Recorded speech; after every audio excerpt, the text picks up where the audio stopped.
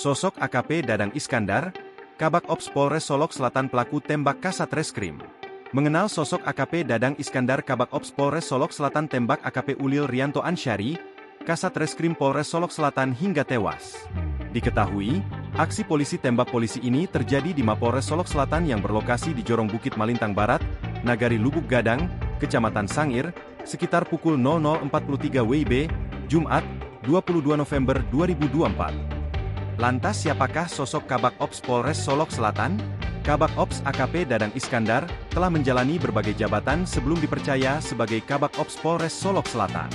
Ia pernah menjabat sebagai Kasatres Narkoba Polres Kota Padang sejak tahun 2019 hingga 2020. Lalu, sebelum itu dirinya juga pernah menjabat sebagai Kapolsek Sangir Polda Sumatera Barat.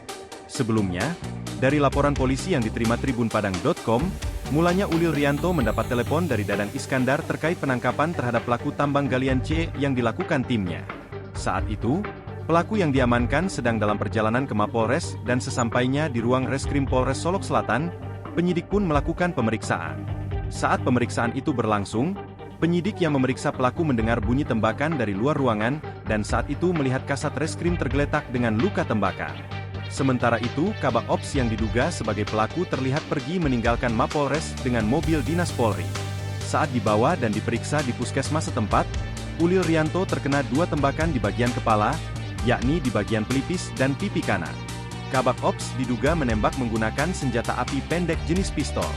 Barang bukti tersebut sudah diamankan bersamaan dengan beberapa selongsong peluru.